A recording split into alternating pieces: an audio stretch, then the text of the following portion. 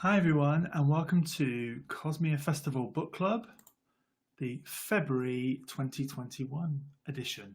I'm Dave, you're very welcome. So this is our second edition of our newly rebranded book club, and we are here to talk about Ancillary Justice by Leckie.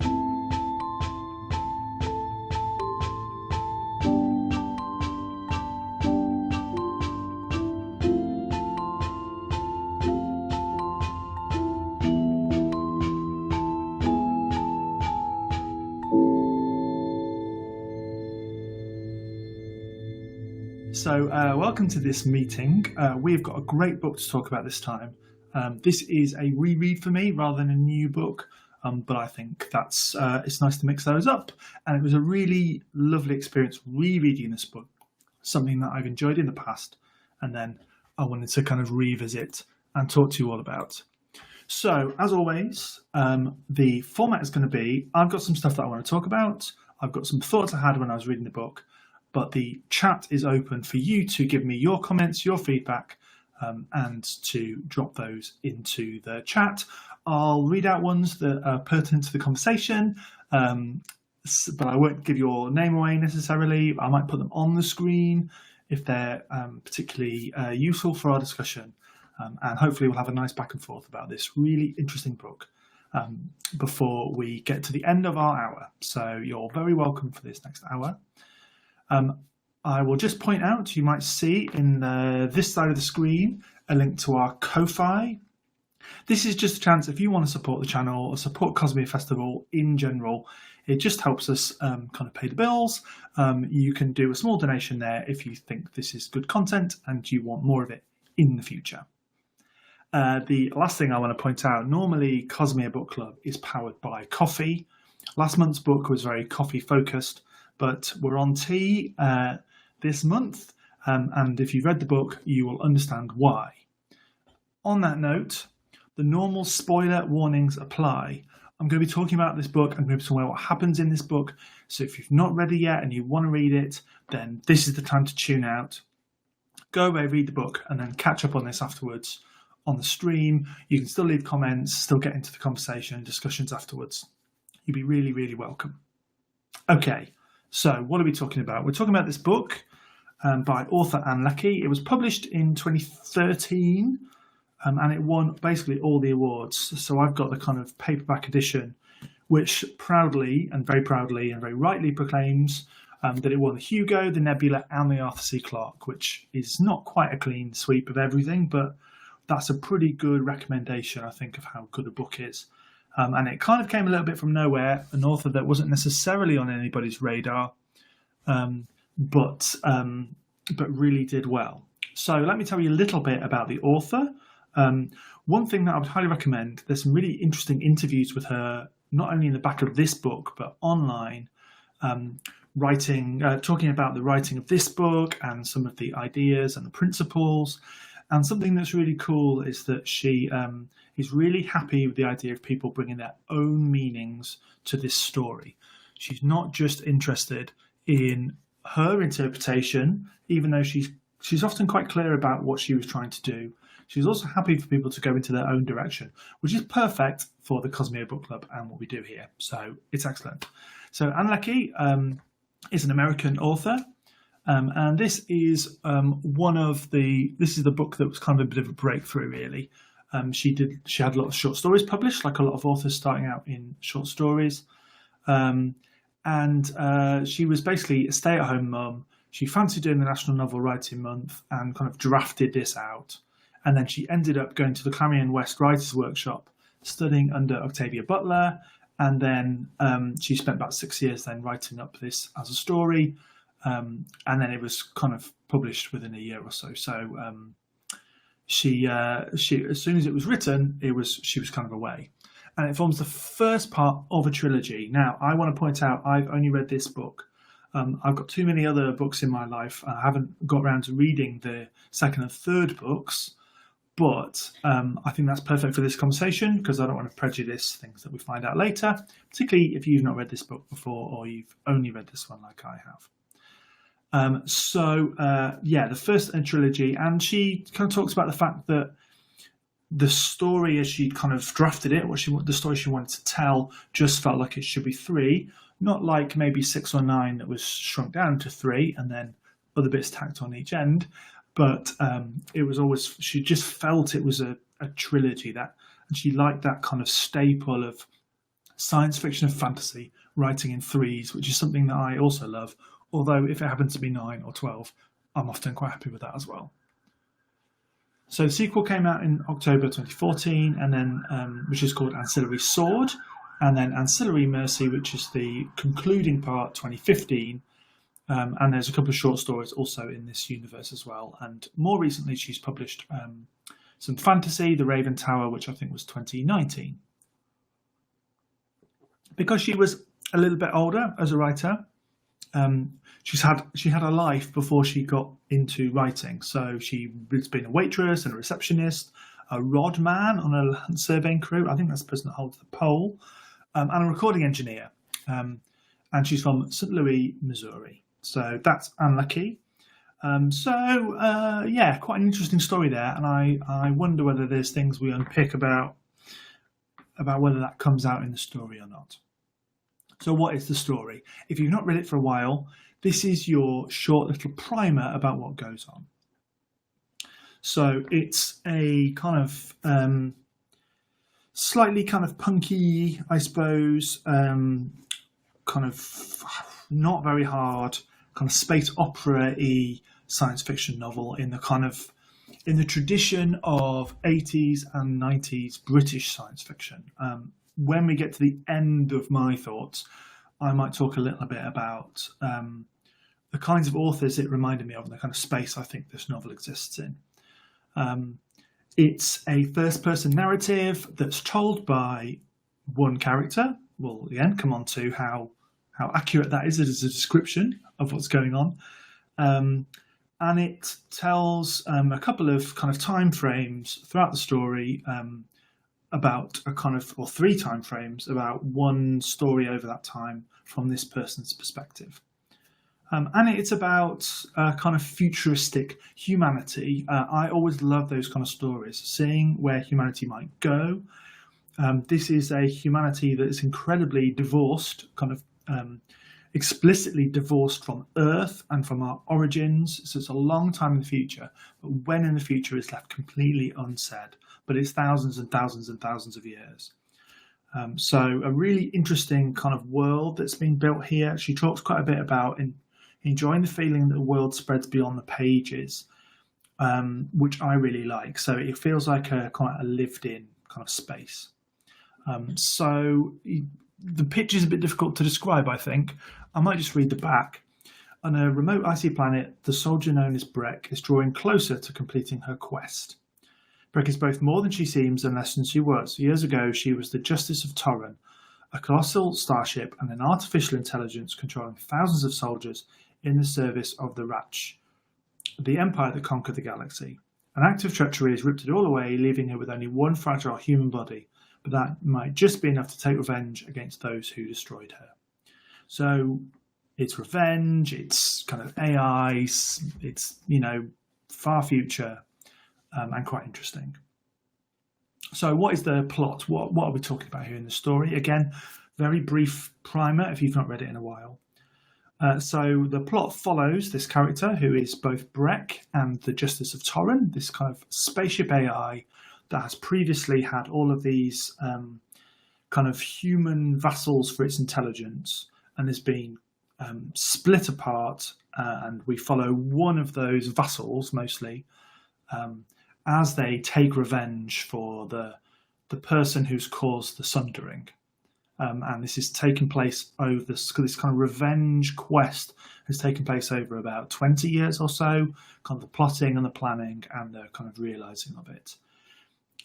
We get content earlier on when the AI is all together, so you see all these different perspectives from one kind of character.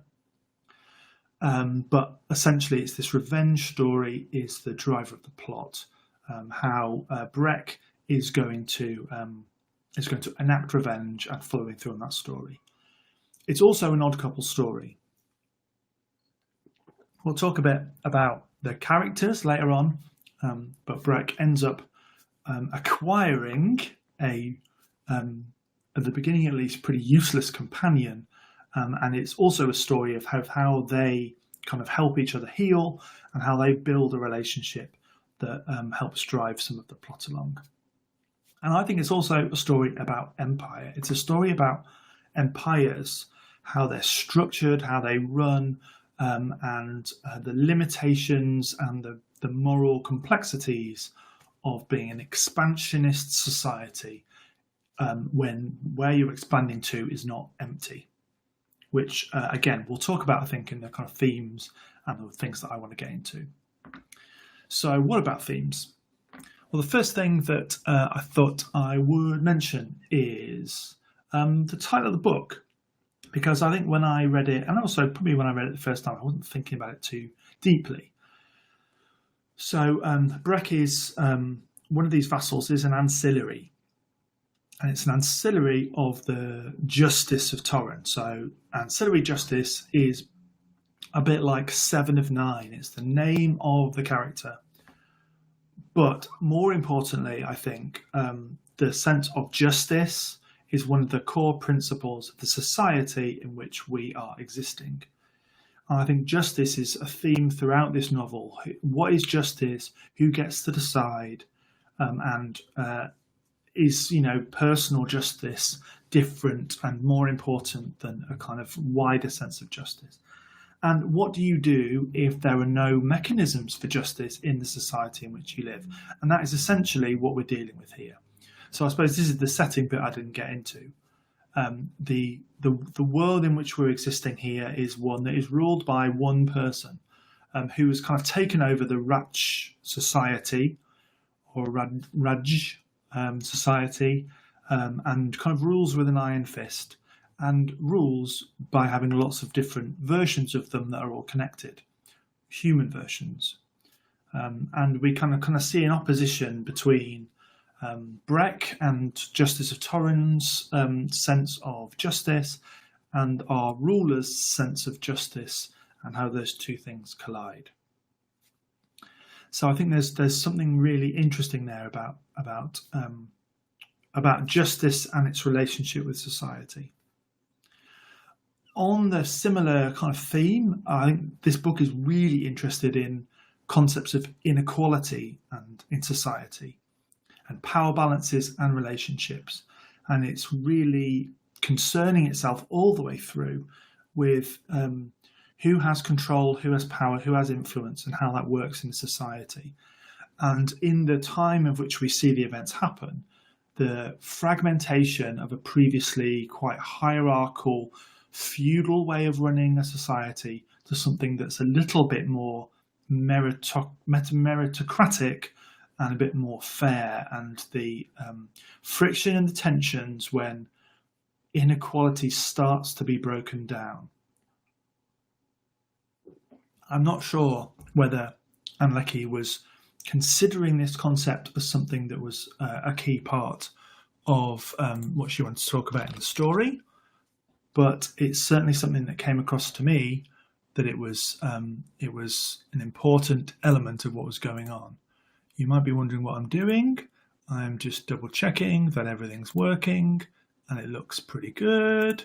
So back on with the show. Remember, if you want to drop comments in the chat, I'll see them at this end, and we can link them into the conversation. So be having a think about themes, because I've got a few to get through. So I think you'll catch up on me as you're going.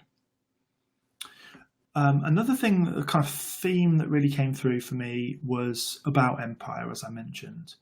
And this comes in lots of different ways.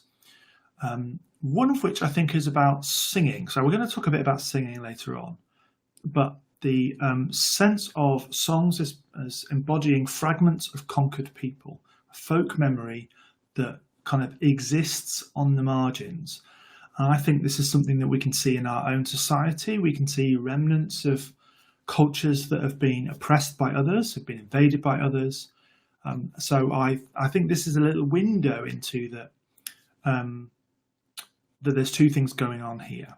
So one of which, and you can see this by interviews with Leckie, is that she was interested in in kind of building a fictional empire anyway, partly just to test it and see how it might operate. Here are some parameters for it. What does that look like? There's a kind of we're going to use the word anthropology a lot in this hour, but also I think she's interested in really analysing what the effect of living in an empire is, and to be colonised by somebody else at gunpoint, and kind of what happens to the people in those societies. And I think we get that in two ways. We never get before I should probably say, she talked quite a lot in interviews that the Roman Empire was one of the key models for her when building Ratch space and the empire and how it operates. That kind of ever-expanding, long-term, kind of civil wars kind of empire. It was a big model for her. But what you don't get in this story is Rome. You don't get the home empire, the home world. Everything takes place on the margins, on newly conquered or on long-term conquered places. I think that's a really interesting way of doing things. You would kind of expect the finale of this to be happening in the centre of things. And it's only really mentioned at the very end of the story at all.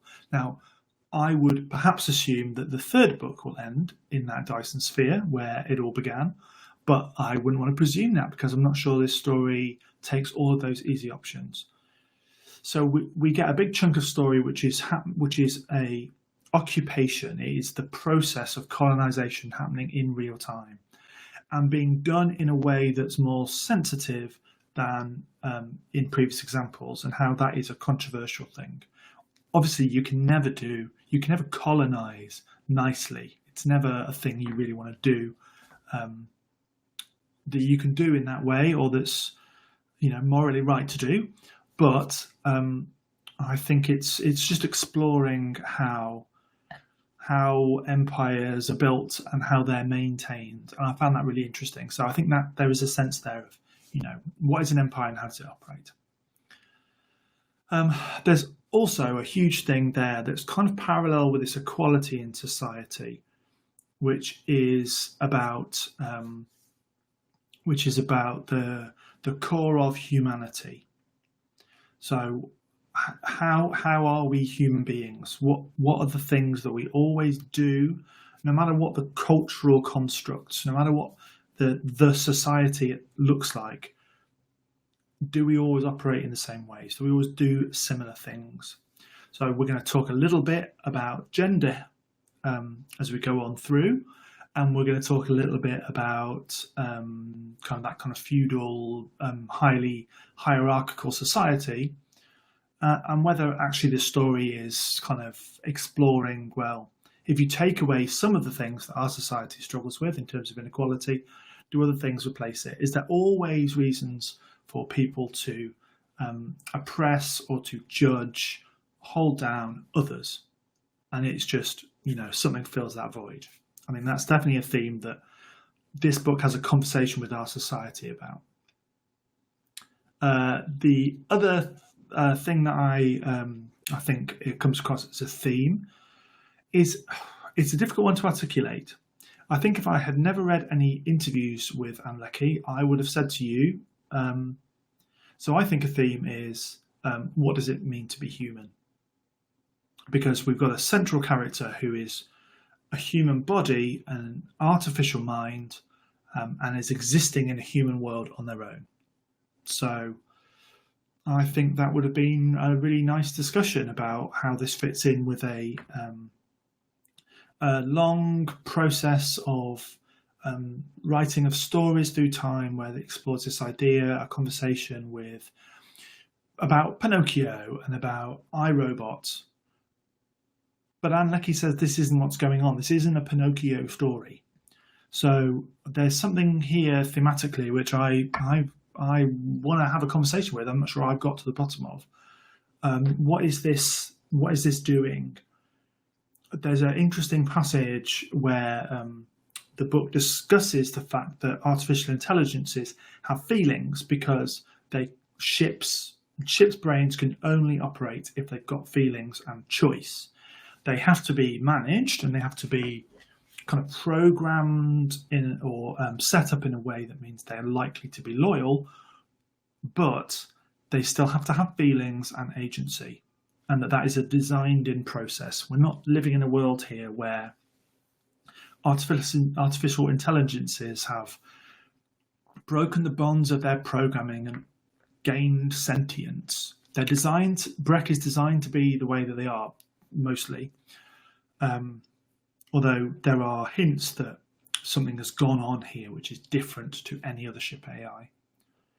But, so yeah, I'm not quite sure if the theme here is more about, if there's a theme, well, maybe if there's a theme at all, or if actually the Breck and the Justice of Tauren is a vehicle for Leckie to explore humanity from the outside. We'll come on to that, I think, and I'd love to know what you reckon about this.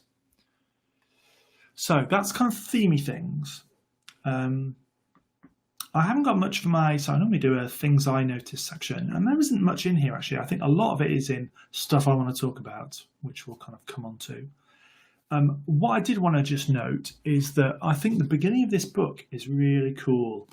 It's a really interesting and economical start. I love that the first paragraph is written like it's a police procedural. There's a body in the ice, and then it's immediately, I don't care, and it's not my job. I'm here for something else. And this kind of icy winter wonderland.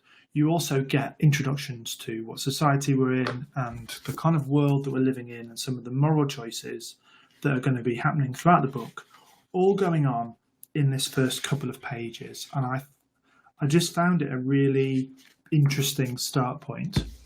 I did read a review of this book, which its only complaint, I think, really was that the first section of it was quite confusing because we've got different timelines. I found that okay. I'm quite used to reading those kind of structures, I think. Again, we'll talk about maybe what some of the influences of this book are in other authors later on. But I just thought it was a really cool kind of way to kick off this kind of icy world. It's all a bit grim and damaged. We know we're not in for a nice ride, and I think that was a really nice way to start. That's the thing that I noticed the most. Probably also it's worth mentioning quickly tea. What I want you to think about for comments in the chat is, what is tea's place in this story? Because that is the other thing that's very obvious, is that tea is a massive part of things.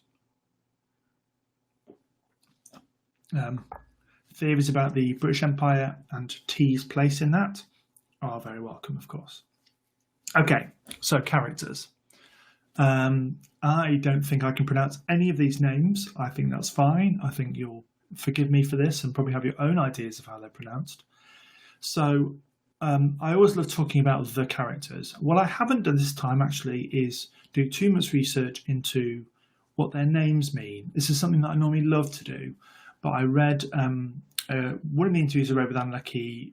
She hadn't even necessarily thought about what one sounded like. So I think there are rules to names in this story, but I decided, apart from thinking a bit about Justice, I didn't want to get too much into the name meanings here because I don't think they're as relevant to this story as they might be to others. So I already mentioned we've got the Justice of Tauren. So the Justice of Tauren is a spaceship with a distributed AI throughout, lots of human bodies which have had the AI kind of implanted in them. There is no information here about how that works, but I get the sense that the AI operates via implants that connect it to all its other constituent parts, and then the consciousness is put over the brain of the human being that's being captured and kind of stored ready for this purpose. And there is a point early on in the story where somebody offers Justice to kind of have the AI peeled away and the human being underneath reconstructed. That obviously doesn't go down that well.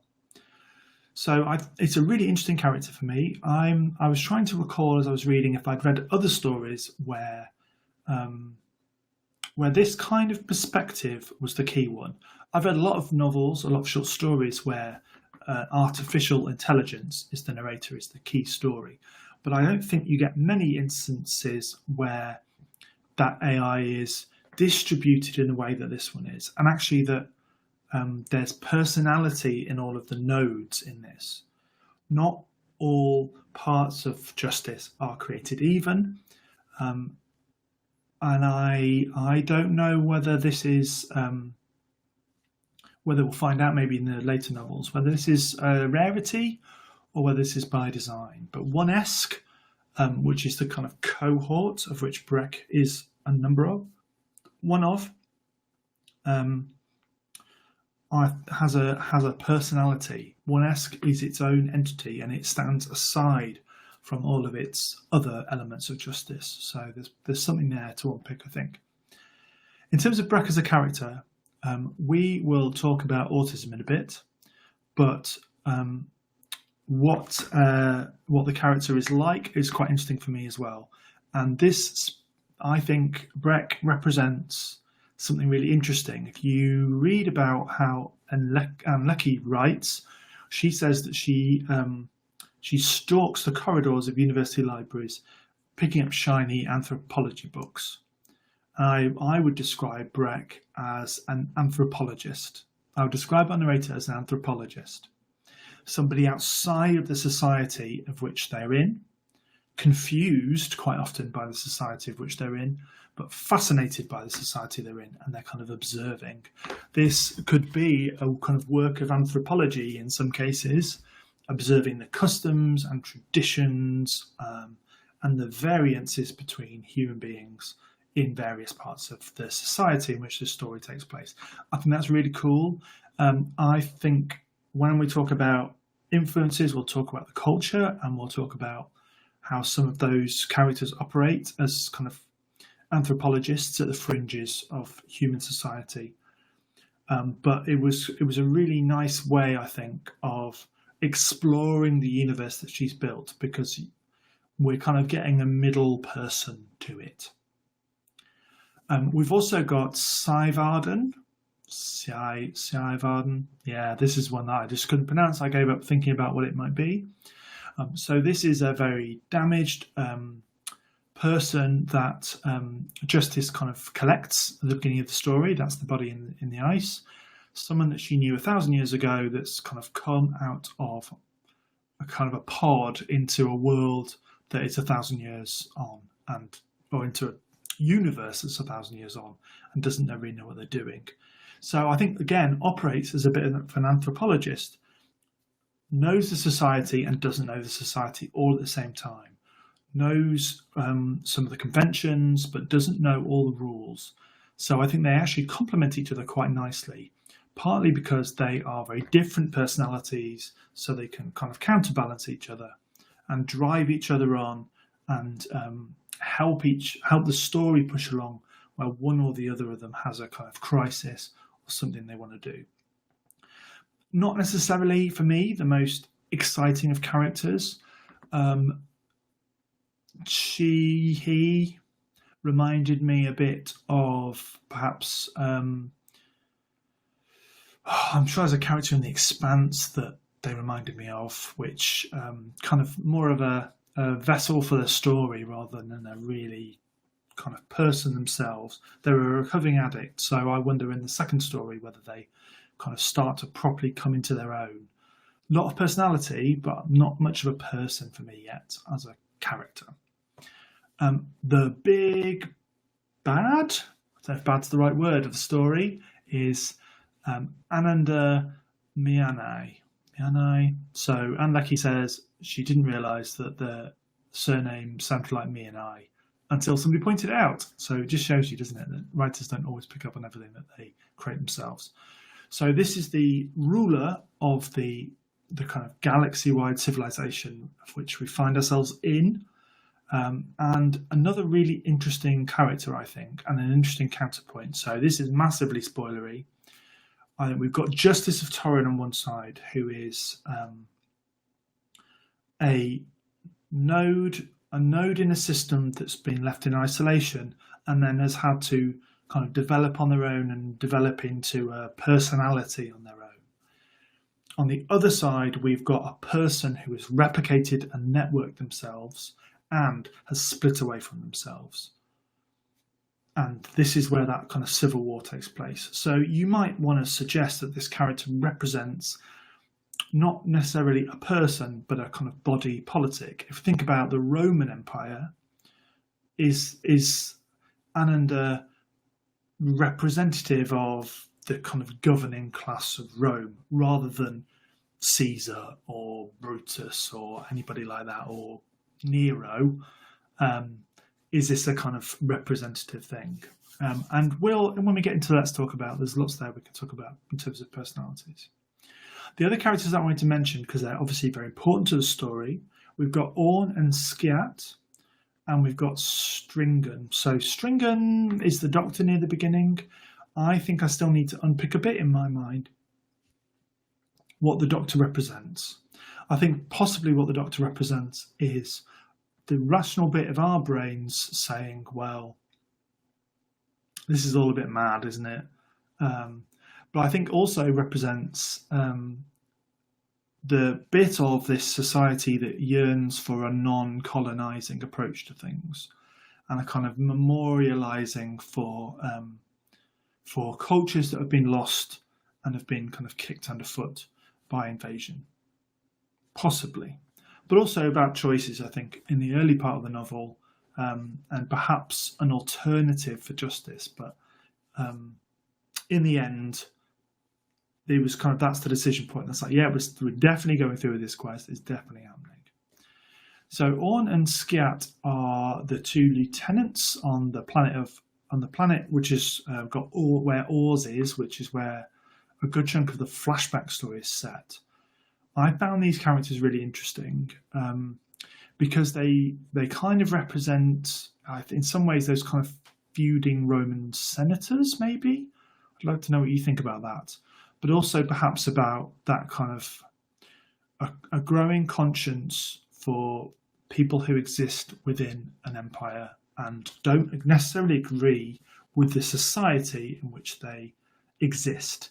They have to exist within it, they have to operate within it, and they have to do the bidding of the empire.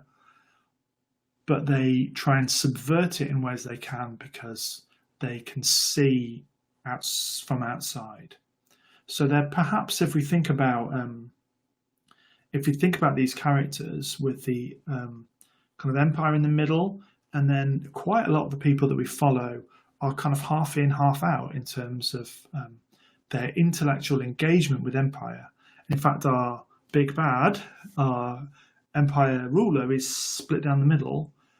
Justice is kind of with is and isn't, and Saivardan is and isn't, and the lieutenants are kind of is and isn't.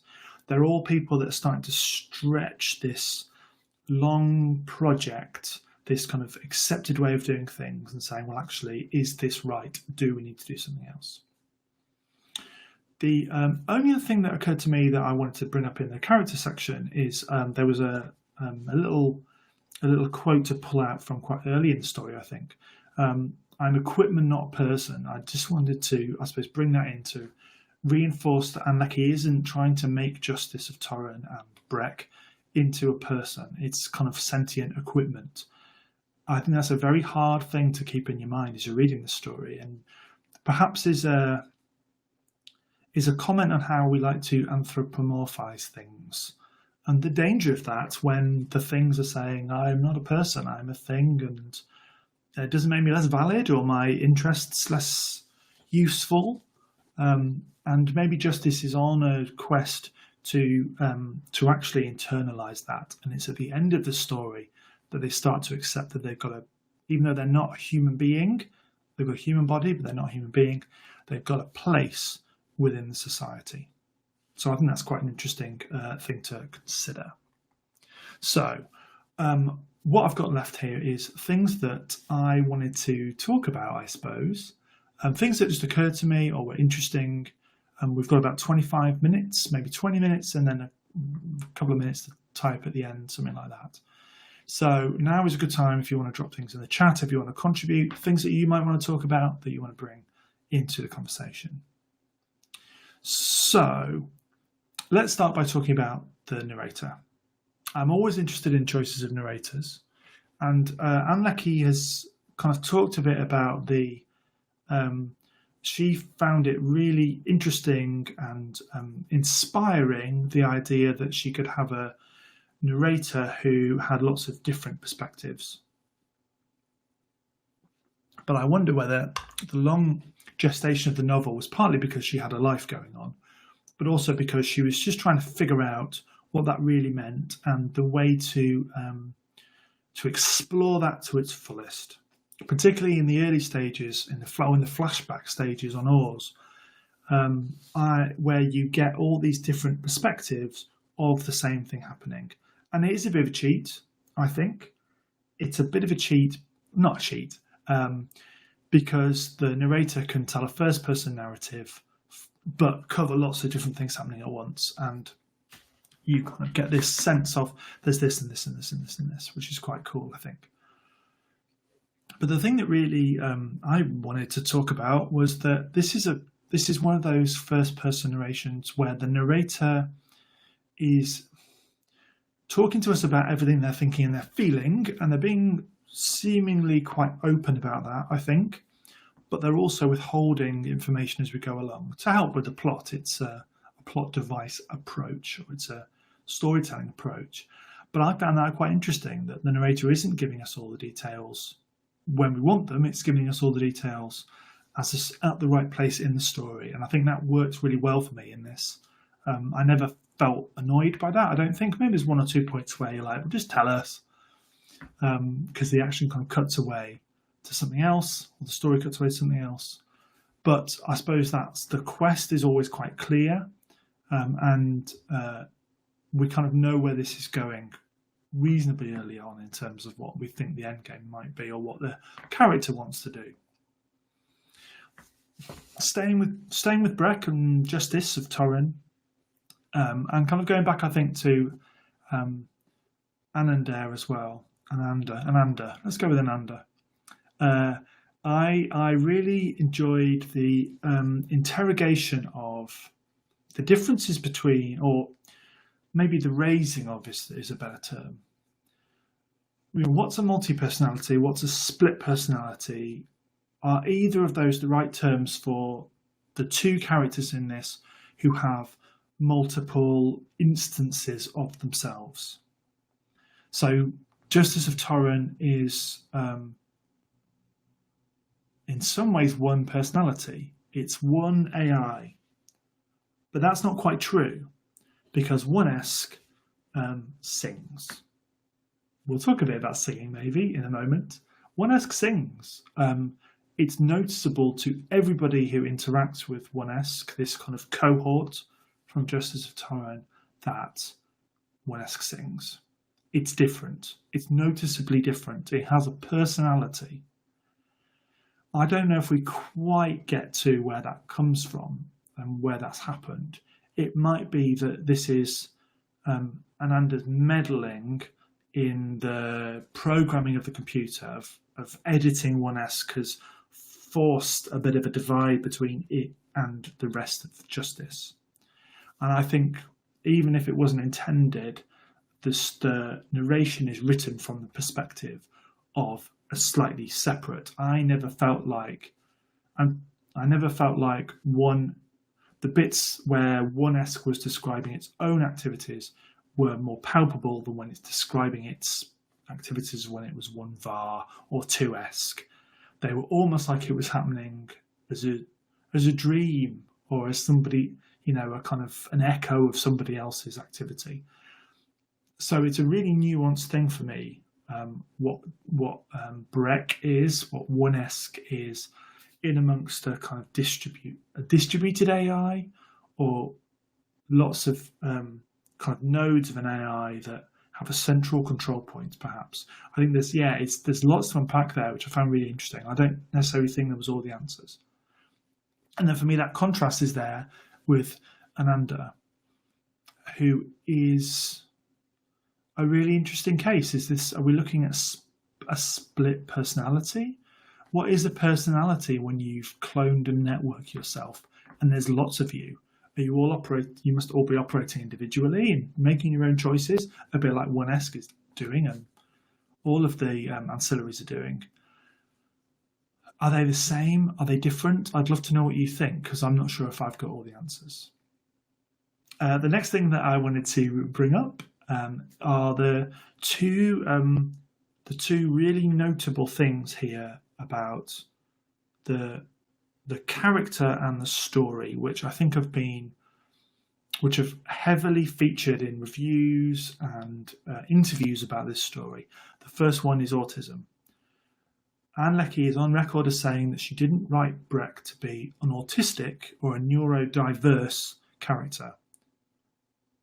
But a wonderful thing has happened, as far as I can tell, where readers who are neurodiverse, neurodivergent, they've embraced a character that struggles to pick up on all the social cues and the rules of the society they're in.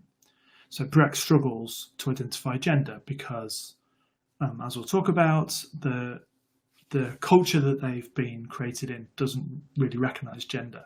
So they don't have those rules.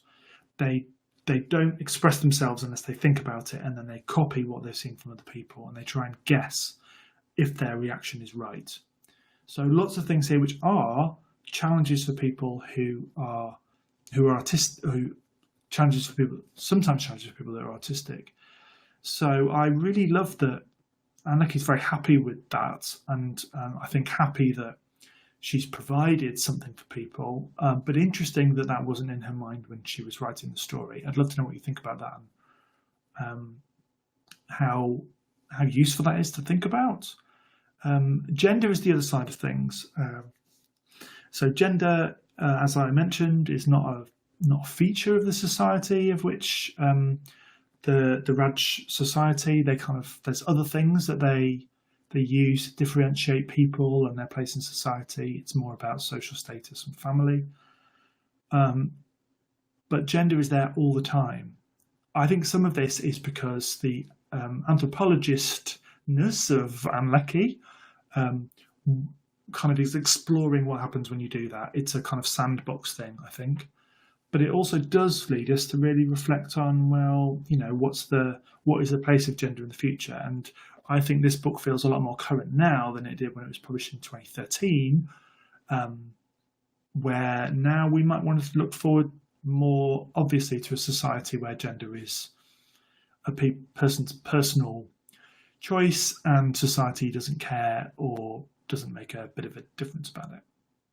So yeah, I think it was really interesting. The other strand for me, two more strands I think that I wanted to talk about. So one of these was language and meaning. And I think this is also rooted in that anthropology side of things. That language and people talking at cross purposes and people's nuances of language are a really strong element of this story. And there's a few occasions quite early on, I think, in the narrative, maybe in the first third of the book, where the language that's being used for conversation does not match the conversation that needs to happen. There isn't words to express what's going on. There isn't the nuances of language to express what's going on, because, like with gender, the Ratch is a society where sometimes things just aren't grey enough, I suppose. And maybe this is the point that we're coming to, is that this is the story of a society that's introducing grey.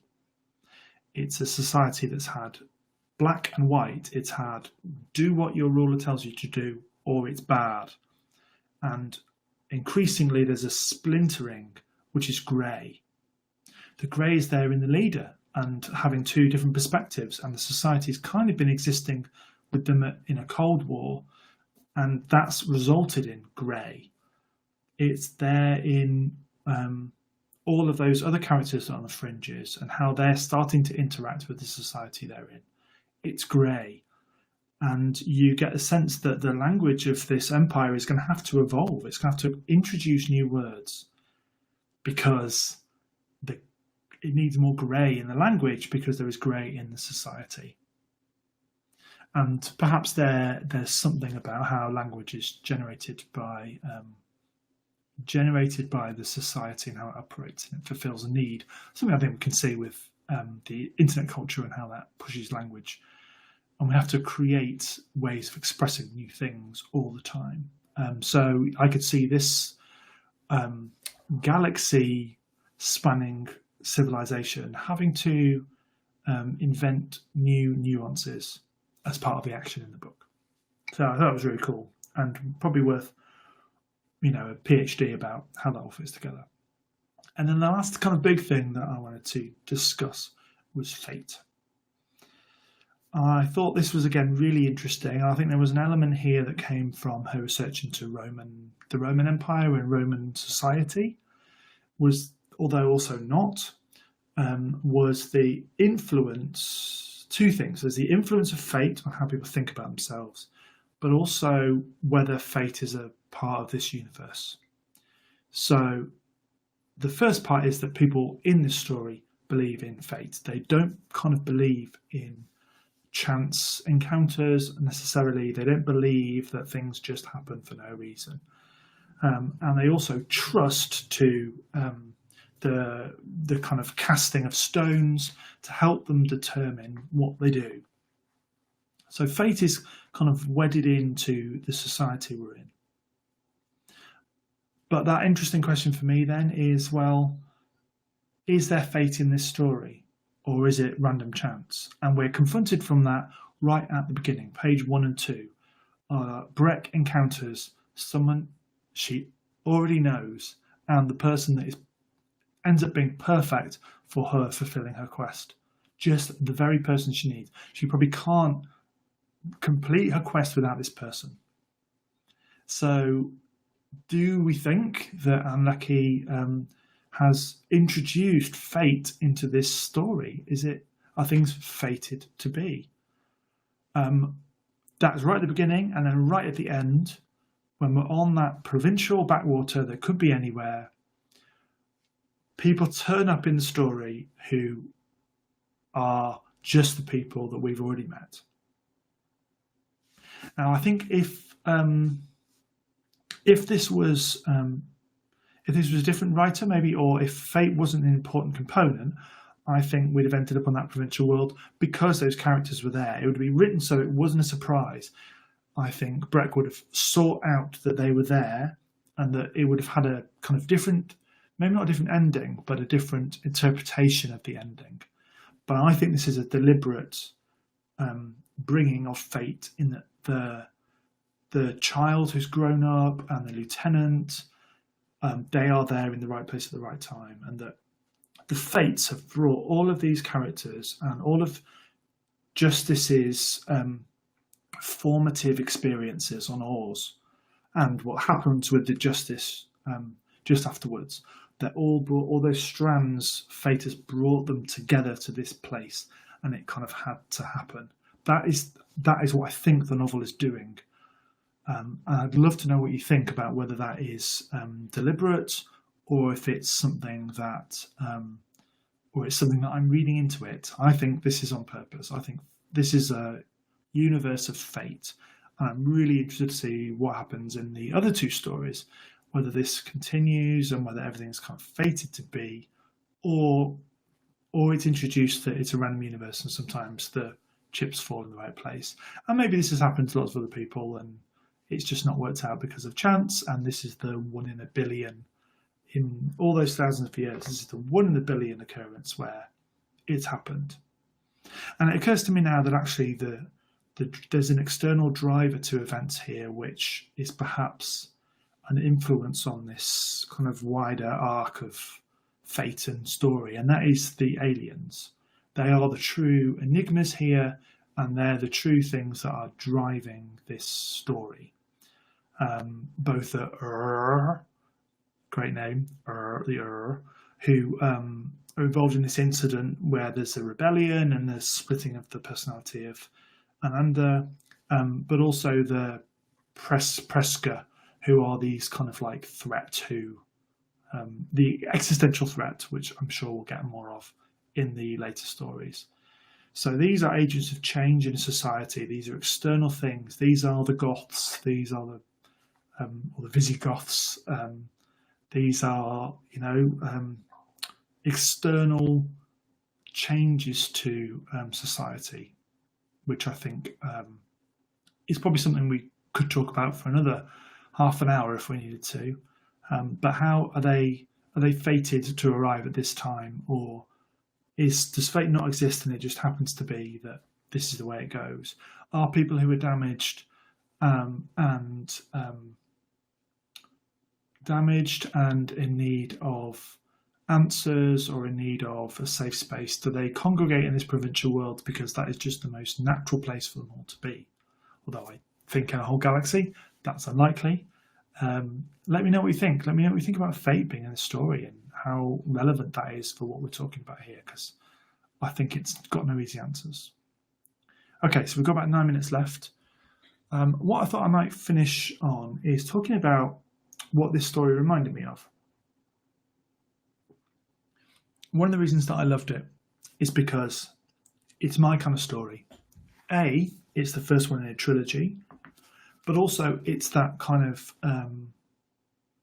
sarcastic, sardonic, and spaceships and kind of space opera-y, far future story that I really love. If you've watched my book collection videos, you'll know that the authors that loom really large in my collection are Ian M. Banks and Alistair Reynolds, Peter Hamilton. I've got lots of similar kind of writing, particularly books that I bought over about 10-15 years from the millennium onwards, which are in a similar kind of space. And there were two authors that were palpable to me in the reading of the story. The lesser one was probably Alistair Reynolds, and it didn't really occur to me, although I was thinking about the Revelation space stories in particular. There's a moment in the narrative where Justice talks about Justice maybe talks about being in this kind of bit of humanity which has done all the modification and is changing their bodies and their minds, and they think bog standard humans are weird, but they're on the fringe. That was a Reynoldsy moment for me. That was the Revelation space, changing your body, and I wondered if that was a little nod to those books in particular, and other authors that have explored a similar space and similar ideas about post-human construction of bodies and minds, but a little nod to say, yeah, I know this kind of thing could happen, but actually in my universe, the dominant culture has decided that that's not for them, that they don't want to pollute their bodies with all these genetic changes, and that's what's won. I thought that was quite cool, quite interesting. So there was an echo there for me of Alistair Reynolds. But the key one was Ian M. Banks. I think that's probably not a surprise. And I would assume that lots of people that read this book who had been reading particularly British sci-fi in the 80s and 90s would have a similar experience to me, I think. I found the thing that is great about the culture novels in particular is that they explore the fringes of a society where it butts up against competing visions. But the big difference here, of course, is that we're not in the culture. We're in the Ratch, which is almost like the opposite of the culture. I think it's a kind of mirror universe of the culture as far as I'm concerned. It spans a huge distance. There doesn't seem to be much in the way of scarcity if people want stuff, but this is a kind of hierarchical and ruled by a dictator and expansionist in the worst ways. but it's maybe a critique of the culture, which is still kind of an empire builder. It tries to not be, it tries to not fight too much, but it tries to do kind of empire building by stealth. It tries to influence societies until they're ready to be included in the fold. It's a kind of more benevolent way of doing things. Maybe this story is saying that no matter how you do it, it's wrong. Maybe that's what Orn is supposed to represent to us. It's a critique in a way of this wonderful utopian culture, which we would all love to live in because it's so amazing, but we don't often we wouldn't have to think about what happens at the fringes. But that's what Ian Banks is interested in.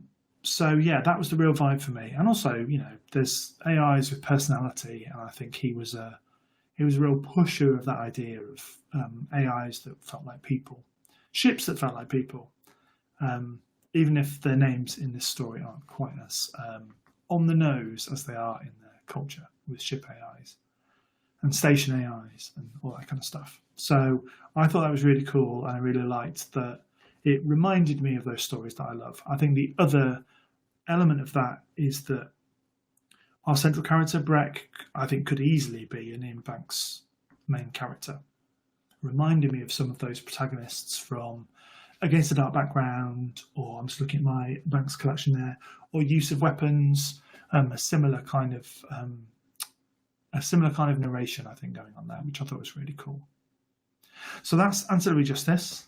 I would highly recommend it as a book to read. I think it's really interesting, and it rips along at a really good pace as well.